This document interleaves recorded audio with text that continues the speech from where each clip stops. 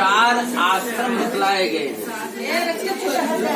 चार आश्रमों में सबसे महत्वपूर्ण आश्रम गृहस्थाश्रम कहा जाता है। अभी जैसे भांवर घूमा गया तो चार भांवर ही घूमा गया तो कुछ महिलाएं आपस में कानाफूसी करने लगी। उनको इस विषय में ज्ञान नहीं है कि चार परिक्रमा किया क्यों जाता है और 7 क्यों नहीं किया गया। हर आश्रमों में विवाह करना आवश्यक नहीं माना जाता है, लेकिन गृहस्थाश्रम में प्रवेश करने के बाद में विवाह करना आवश्यक हो जाता है। क्योंकि 84 लाख योनियां बतलाई गई हैं।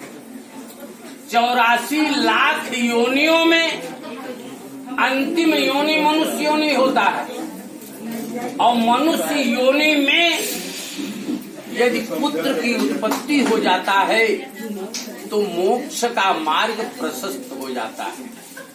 पुत्र की परिभाषा शास्त्र में बतलाया गया है कि पुम नाम नरकात् त्रायते इति पुत्र। पुत्र वह है जो कि पिता को नरक जाने से बचाता। और चार परिक्रमा ही क्यों किया जाता है? धर्मार्थ काम मोक्षाणाम यस्यै कोपि निविद्यते अजागलस्तमश्चैव तस्य जन्म निरर्थकम। जिस मनुष्य के जीवन में धर्म, अर्थ, काम और मोक्ष ये चार पुरुषार्थ बतलाए गए, ये चार पुरुषार्थ प्राप्त करने की अभिलाषा न हो, उस मनुष्य का जीवन बकरी के तीसरे स्तन के समान व्यर्थ माना जाता है। इसलिए चार पुरुषार्थ को प्राप्त करने के लिए ही विवाह किया जा रहा है। पंडित जी ने बार बार चर्चा की, 7 वाक्य बोला है पंडित जी ने। पंडित जी ने 7 वाक्य बोला, 7 वाक्यों में वामांगी का चर्चा किया है कि तब मैं वाम भाग में आऊंगी।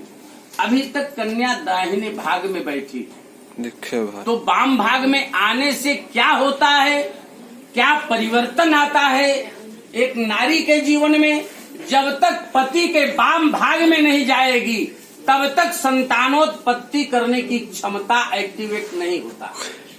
इसीलिए पूजा करते समय पत्नी दाहिने बैठती है और सोते समय पत्नी को बाएं रहना चाहिए। अभी जो वस्तु हम आप उपयोग किए हैं विवाह में, धान के लावा का उपयोग किए हैं, इससे भी नवदंपति को बड़ी अच्छी सीख मिलती है। क्या सीख मिलती है?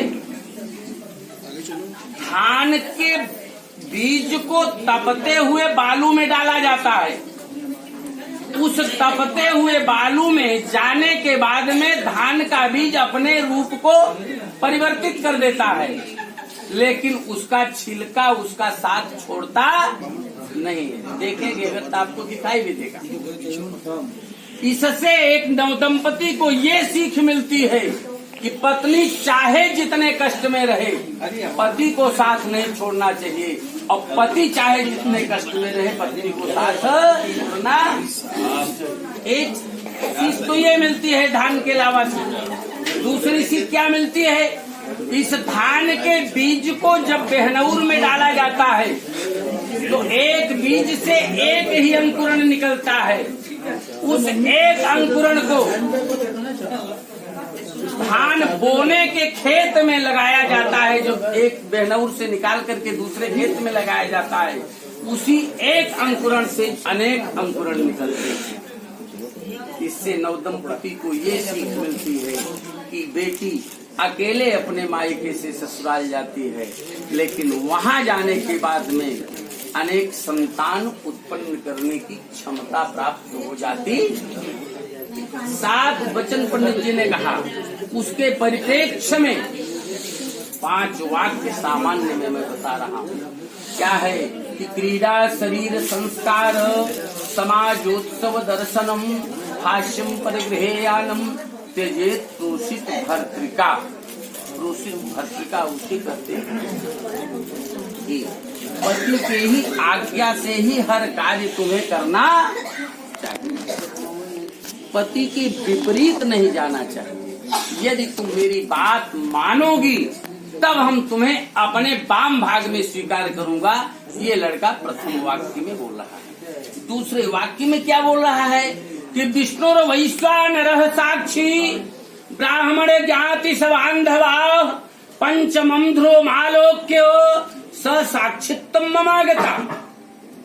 हमारे तुम्हारे बीच में हवा की बात नहीं हो रही, एक प्रामाणिक बात हो रही है। हम लोग मृत्युलोक में जरूर हैं, लेकिन हमारे तुम्हारे बीच में जो वचनबद्धता हो रही है इसमें देवलोक से भी लोग उपस्थित हैं और मृत्युलोक के भी लोग उपस्थित।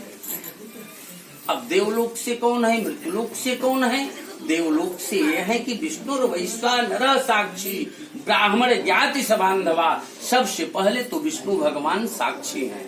अब दिमाग में ये बात आ सकती है कि विष्णु भगवान यहाँ हैं कहाँ, तो शास्त्र उसको प्रमाणित करता है क्या कि कलशस्य मुखे विष्णु कंठे रुद्र समाश्रित मूले तस्य स्थितो ब्रह्मा मध्य मातृगणा स्मृता। ये जो कलश रखा गया है इसमें त्रिदेवों का वास कहा गया है और ये जो अग्नि जल रहे हैं ये भी साक्ष्य के रूप में है। पूरी वीडियोग्राफी करके विवाह का पूरा कार्यक्रम वीडियोग्राफी करके देवलोक पहुंचा देंगे कि अभिषेक जी का और प्रियम का विवाह इस मुहूर्त में इतने लोगों के सामने। ये देवलोक के साक्ष्य हैं और मृत्युलोक के साक्ष्य कौन है? दोनों पक्ष के उपस्थित बंधु, महिलाएं, आचार्यगण, ये सब साक्षी के रूप में है। और पांचवें साक्षी के रूप में कौन है? आकाश में जो ध्रुव तारा के रूप में स्थिर हैं वो भी साक्ष्य के रूप में है। इसलिए यदि तुम हमारी बात को स्वीकार करते हो तब मैं तुम्हें अपने वाम भाग में स्वीकार करूंगा। ये लड़के की तरफ से दूसरा वाक्य है। तीसरे वाक्य में लड़का क्या कह रहा है कि तव चित्तम मम चित्ते वाचा वाचम न लोपयेत व्रते में सर्वदा देयम हृदय स्तंभ वरानने। वरानने हर को नहीं कहा जाता, हर महिला को नहीं कहा जाता। वरानने केवल अपने पत्नी के लिए उद्बोधन किया जाता है। माने वरानने माने जो हृदय में रहने वाली होती है उसी को वरानने कहा जाता है। इसलिए तव चित्तम मम चित्ते वाचा वाचम न लोपयेत।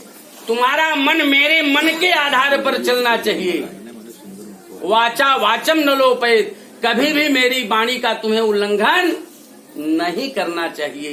यदि तुम मेरी बात को स्वीकार करती हो तब मैं तुम्हें अपने वाम भाग में स्वीकार करूंगा। ये लड़की का तीसरा वाक्य है। चौथा वाक्य है मम तुष्टिश्च कर्तव्या बंधूनां भक्तिमादरात् ममाज्ञया परिपाल्यैषां पातिव्रत धर्म परायणे। मुझे संतुष्ट रखना तुम्हारा परम कर्तव्य है।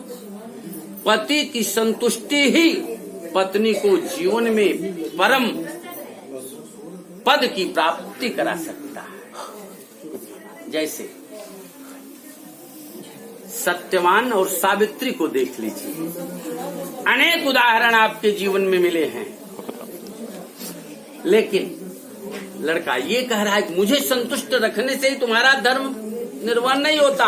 मेरे परिवार के भाई बांधवों को भी संतुष्ट रखना तुम्हारा धर्म है। यदि ये बात स्वीकार करती हो तब मैं तुम्हें अपने वाम भाग में स्वीकार करता हूँ। ये लड़के की तरफ से चौथा वाक्य है। पांचवा वाक्य क्या है कि बिना पत्नी कथम धर्म आश्रमाणाम प्रवर्तते तस्मात् त्वं विश्वस्ता भव वामांगगामिनी। पत्नी के बिना कोई धर्म कार्य होता नहीं है। इस कारण तुम मेरी विश्वास पात्रा बन करके आओ, मैं तुम्हें अपने वाम भाग में स्वीकार करूंगा। प्रेम से बोलिए यज्ञ नारायण भगवान की। ज्योतिष संबंधी जानकारी हेतु आप हमारे YouTube चैनल जीवन दर्पण को सब्सक्राइब करें और नए वीडियो से अपडेट रहने के लिए घंटी के बटन को जरूर दबाएं।